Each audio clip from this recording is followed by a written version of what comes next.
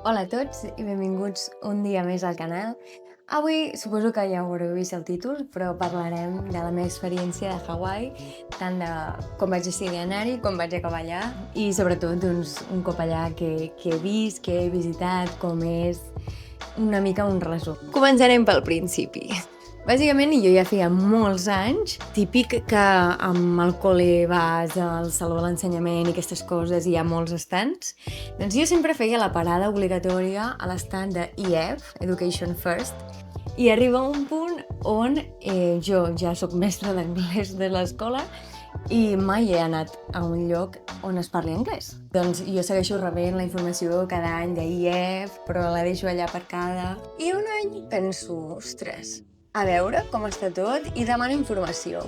Al mateix dia veig un cotxe d'IEF, rotulat IEF, i jo, això és una senyal. Sortint de la feina, tornant cap a casa, em truquen d'IEF per saber una mica doncs, què era el que jo buscava, com em podien ajudar. Ens acabem arribant a la conclusió que m'enviarà, doncs, me'n recordo, com 3 pressupostos diferents em va enviar. Hi havia un a Nova York i hi havia el de Hawaii. I aquell mateix dia arribo a casa, em miro els pressupostos, li dic a la meva família, mira, m'estic pensant de fer això, què faria? La meva família em diu, ara és el moment. I aquell mateix dia truco a la noia i li dic, tirem endavant.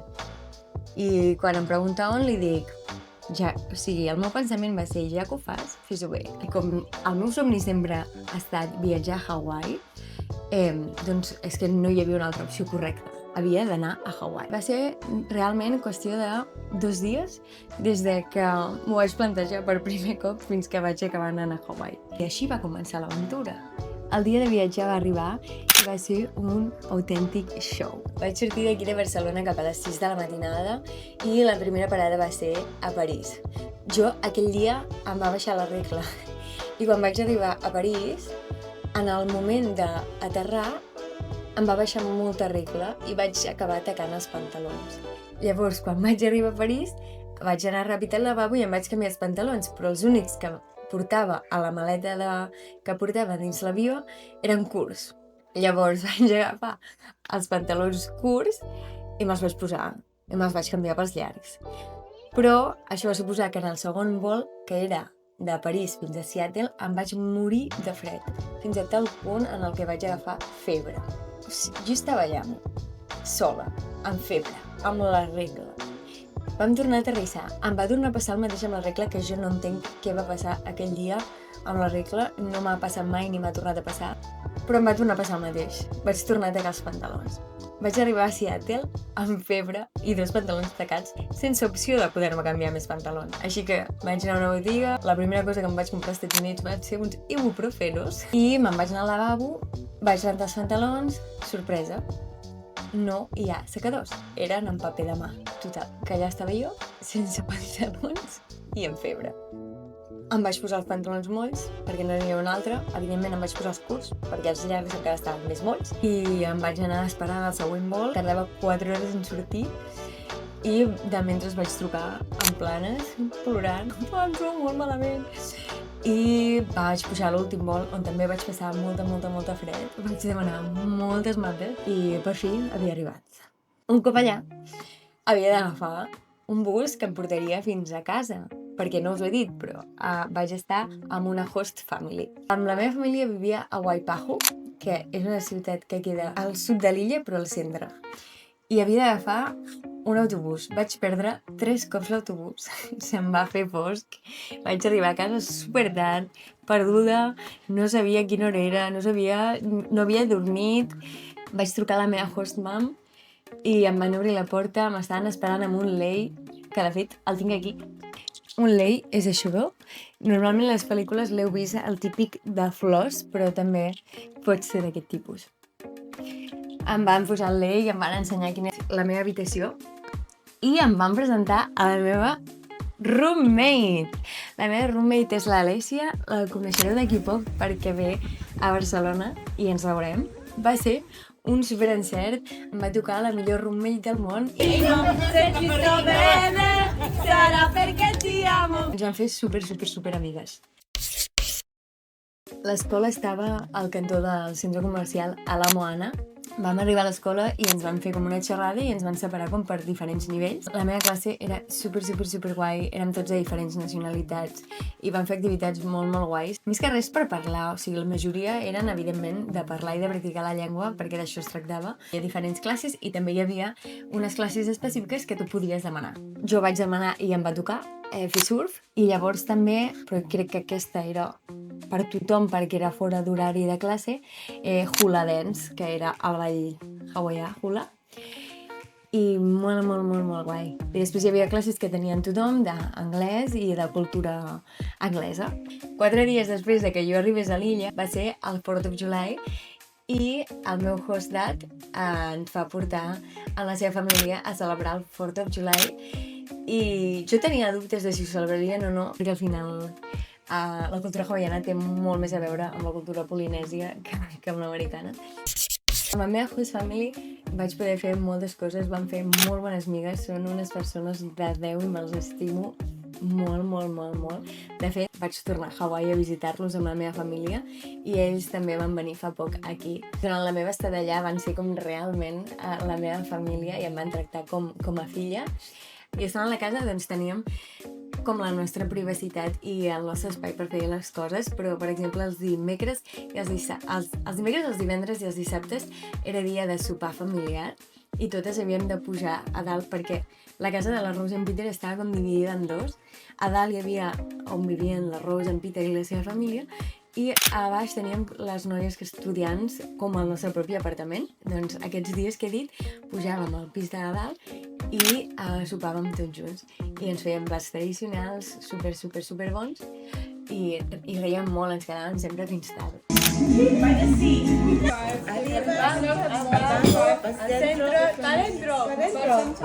I també doncs, ens portaven a visitar coses, fèiem plans i en Peter ens portava doncs, a fer surf ben sovint perquè ells tenien doncs, bastantes taules de surf i ens portaven a la platja i ens mirava a fer surf com si fos el nostre papi. I tot hi va haver un dia que ens van portar a sopar i begudes i quan vam sortir de la sessió de surf doncs teníem allà uns plats de pasta gegants boníssims esperant-nos que ens vam menjar veient la posta de sol.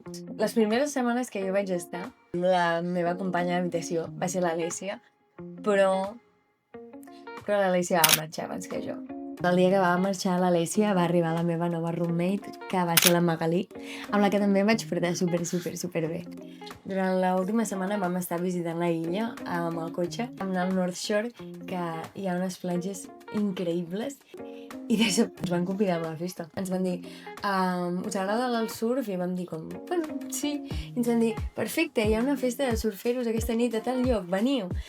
I com ja era la meva última setmana vam dir, doncs anem. Vam sopar a casa i després vam agafar el cotxe i vam tornar a pujar fins a North Shore. Un cop a la festa ens vam trobar en aquell lloc que ens havia convidat, però va ser com, hola, què diu? Vam estar xerrant com 5 minuts. De fet, jo em vaig comprar el meu collaret que sempre porto posat, que és de colorins, me'l vaig comprar en aquella festa, li vaig comprar a una noia que estava allà. A aquella festa vam conèixer a una altra persona que ens va dir que anava a fer un bonfire a la platja.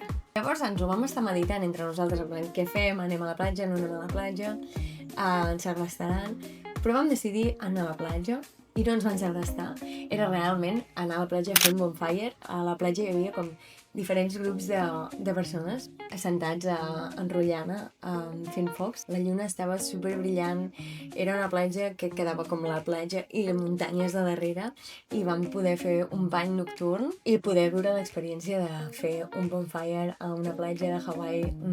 No havíem buscat res d'allò i va ser com que una experiència es va anar lligant amb l'altra de gent random que ens va fer propostes a les que vam dir que sí i allà vam acabar. Al dia següent, en teoria, jo ja havia de marxar, però va passar una cosa, no sé si us en recordeu, com que hi va haver-hi un problema de xarxa a nivell mundial i van haver d'anul·lar vols, va ser un caos, doncs el meu vol el van anul·lar. Em van deixar com triar una nova data. Jo, evidentment, en aquell moment tampoc volia marxar. I em vaig quedar 2 dies més a l'illa. El dia després vam anar a veure com es ponia el sol a la mateixa platja, a la nostra platja preferida. I just que la meva companya, la Magalí, em va dir, t'imagines que surt una tortuga de l'aigua i la veiem. I ens rèiem, no?, perquè era de broma. I de sobte va aparèixer una tortuga, senyora tortuga, que va sortir de l'aigua i es va quedar allà i va ser un moment supermaco. Just quan es ponia el sol. O sigui que va ser un moment meravellós i fantàstic. De fet, una de les coses més impressionants de Hawaii és que hi ha molta fauna. I molta fauna on menys te l'esperes.